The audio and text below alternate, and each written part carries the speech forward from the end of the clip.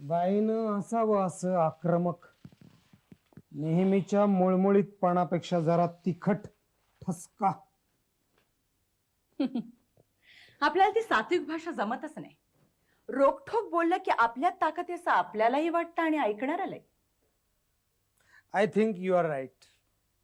आवडला आवडला बरं का आपल्याला हा तुमचा आक्रमक स्वभाव. आपण पूर्वी भेटलोय का?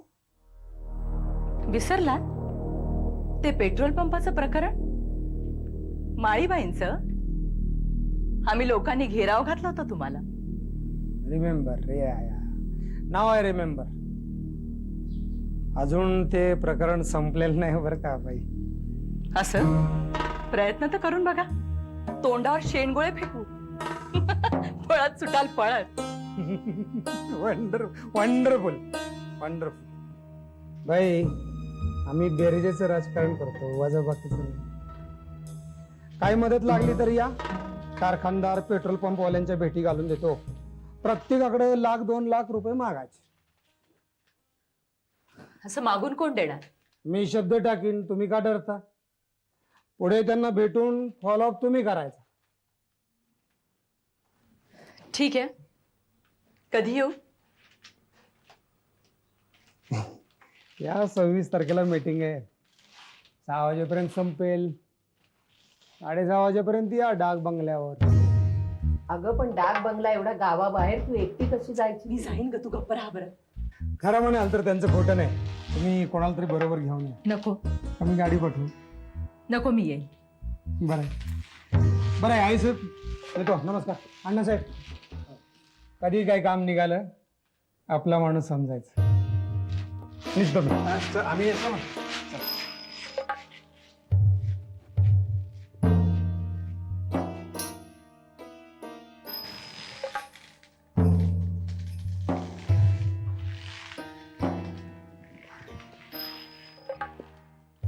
मग आपलं पक्का. एकदम पक्का. बरं आहे. चला.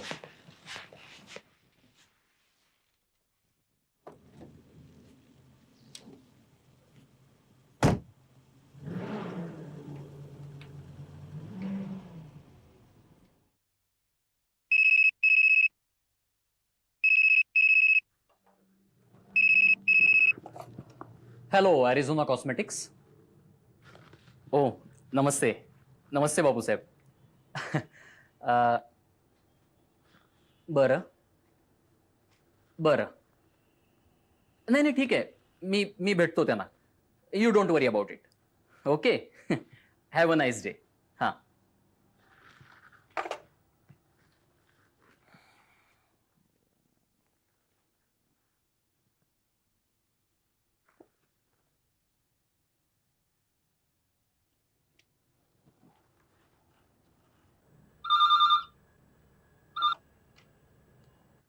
हॅलो, नरवणे साहेब आहेत का? बोलतोय. Good morning sir. मला तुमची अपॉइंटमेंट हवी होती. आपण कोण बोलताय? मी ॲरिझोना कॉस्मेटिक्समधून श्रीधर म्हात्रे बोलतो, सेल्स रिप्रेझेंटेटिव्ह. तुम्ही असं करा, दैनिक समाचारच्या ऑफिसमध्ये फोन करा. नाही just a minute sir, please please. हे बघा, तुम्हाला काय बोलायचंय ते मला माहिती आहे. आमच्या पेपरमध्ये तुमच्या जाहिरातीबद्दलची बोंबाबोंब चालली आहे ना. हो सर. आय मीन नाही सर, म्हणजे त्या संदर्भातच बोलायचं आहे. बापूसाहेबांनी सांगितलंय मला. अरे मग त्यांना भेटायला सांगा ना. नाही, he is not in town sir. आपण भेटूयात, थोडं बोलायला हवं.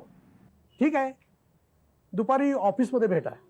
ऑफिसवर नको, घरी भेटूयात. काय म्हणजे उगाच चव्हाट्यावर चर्चा नको, नाही का? नाही, आम्हाला सुद्धा थोडं ऑकवर्ड होतं. प्लीज. ठीक आहे, उद्या परवा घरी भेटा. जरा सकाळीच या. Okay, thank you very much. Bye.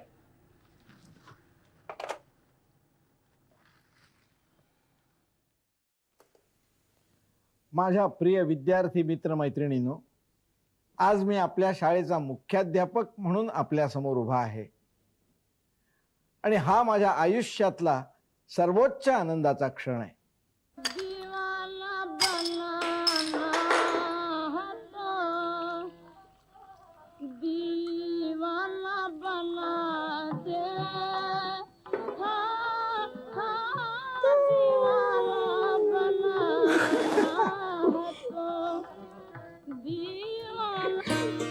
राष्ट्रपतींच्या हस्ते राजधानी दिल्लीत मिळालेल्या राष्ट्रीय पुरस्काराच्या कितीतरी पट अधिक आनंद मला या पदामुळे झाला आहे.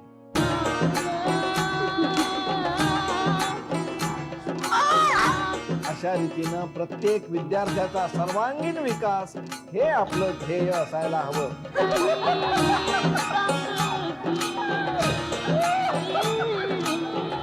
अभ्यासात आपली शाळा जिल्ह्यात नव्हे तर राज्यात पहिली यायला हवी. क्रीडा क्षेत्रात आपण अग्रेसर असायला हवं. माझं मार्गदर्शन, सहकार्यांचा पाठिंबा आणि विद्यार्थ्यांचा उत्साह या त्रिसूत्रीवर आधारित यशोमंत्र आपण सगळ्यांनी स्वीकारायला, अंगीकारायला हवा.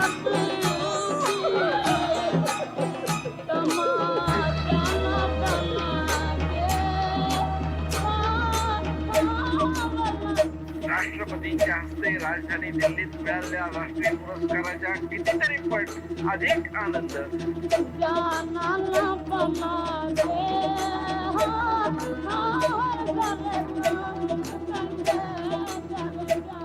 तुम्ही लग्न करावं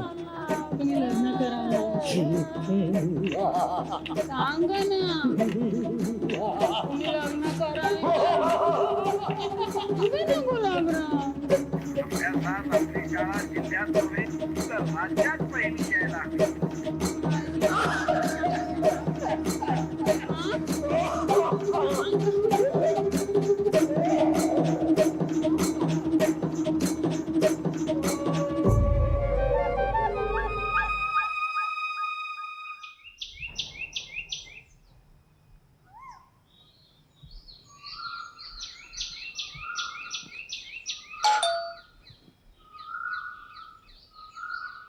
नरवणे साहेब आहेत का? आहेत. मी श्रीधर म्हात्रे, ॲरिझोना कॉस्मेटिक्स. बसा.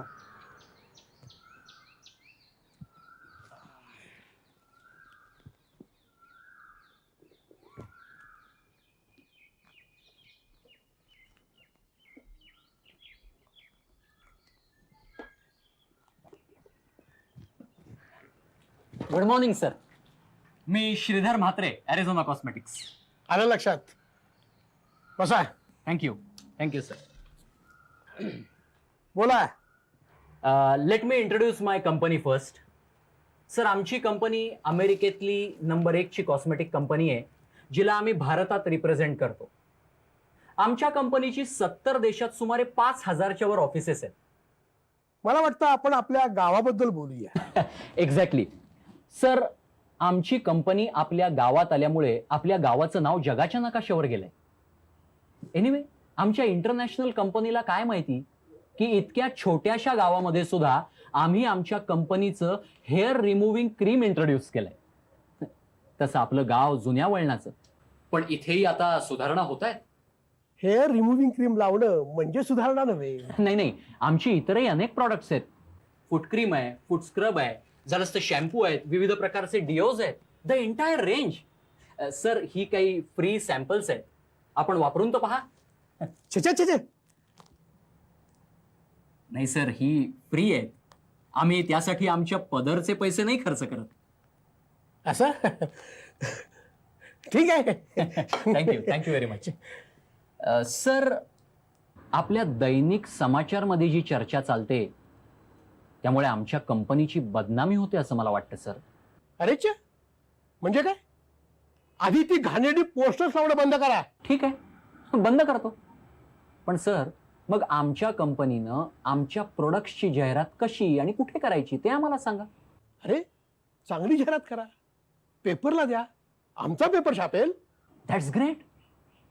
मग आपण फुल पेज जाहिरात करू. वर्षभर. मला तुम्ही एक लमसम रक्कम सांगा. नाही म्हणू नका सर, प्लीज प्लीज सर, नाही म्हणू नका. Okay. Thank you very much sir.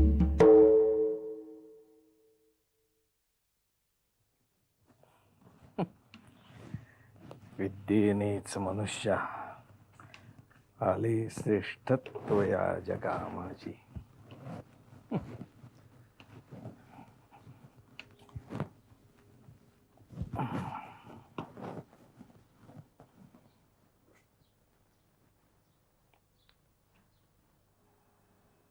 राष्ट्रीय पुरस्कार.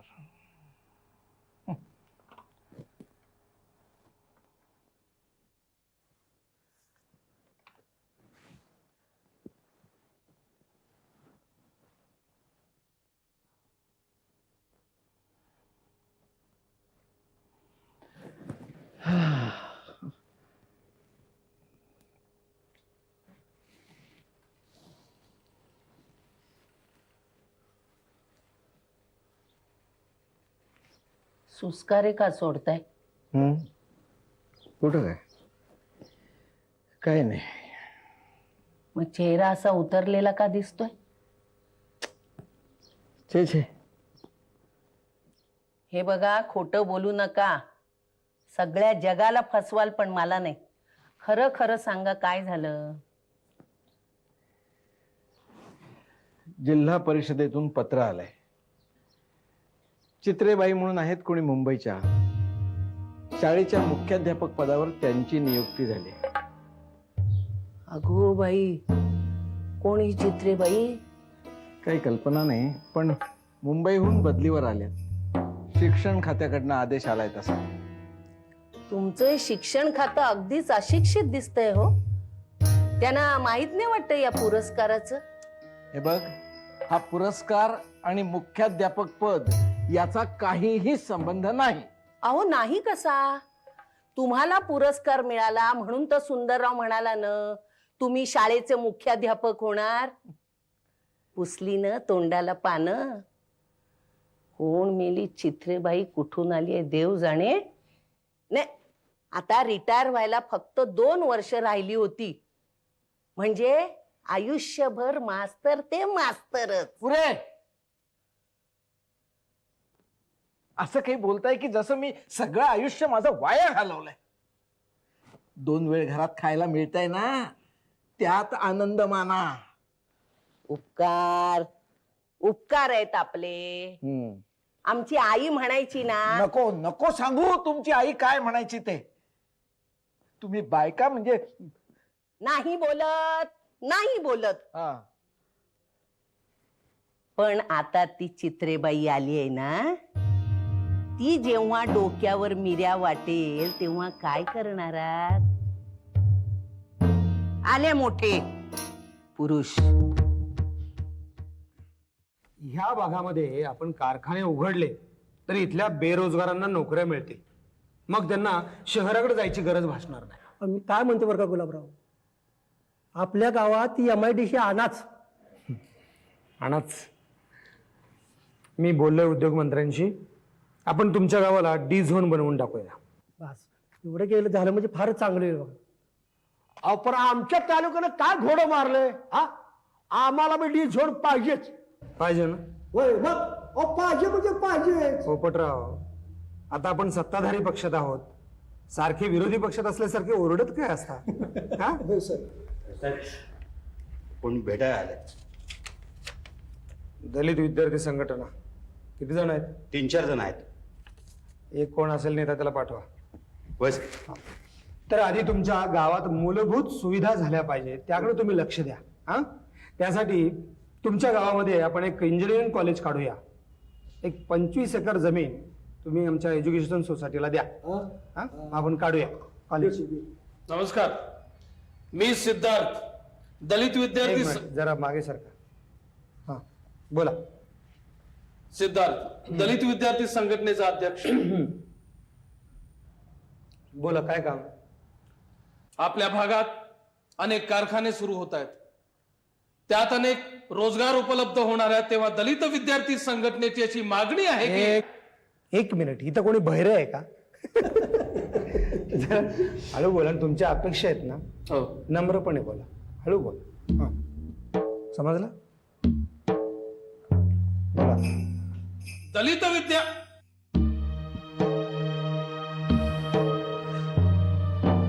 दलित विद्यार्थी संघटनेची अशी मागणी आहे की या सर्व प्रकल्पांमध्ये आम्हाला राखीव नोकऱ्या मिळाल्याच पाहिजेत.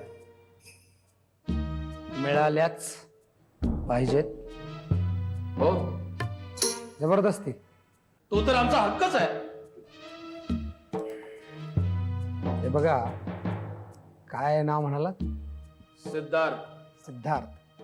इथे जे कारखाने आहेत ते खाजगी कारखाने आहेत, काही फॉरेन कॉलिब्रेशन मधले आहेत. त्या इथे जे नोकऱ्या मिळतात ना त्या लायकीनुसार मिळतात. मग कोणी ब्राह्मण असो, मराठा असो, किंवा तो काय बीसी ओबीसी असो. अहो पण आम्ही इथले भूमिपुत्र आहोत. बाकीचे काय आकाशात पडले? काय नाव म्हणाला? सिद्धार्थ. सिद्धार्थ. तर तुमच्या विद्यार्थी संघटनेच्या कार्यकर्त्यांची एक यादी पाठवून द्या. आपण प्रयत्न करू. हो पण आमच्या पोरांना त्या सफाई कामगारांच्या नोकऱ्या नको आहेत का?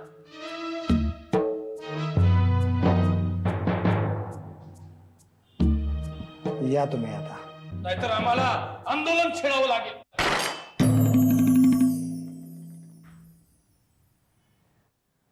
छेडा. छेडा ना, आंदोलन छेडा. आम्हाला काही फरक पडत नाही. नाही पण तशी आमची इच्छा नाही आहे. पण हे बघा, काय नाव म्हणाला हो तुम्ही? सिद्धार्थ. सिद्धार्थ. हा, सिद्धार्थ. तुमच्या समाजासाठी जेवढं म्हणून आम्हाला करता येईल तेवढं आम्ही करू. तुम्ही जरा सबुरीनं घ्या. समजलं? होय. सिद्धार्थ, ये आता तू.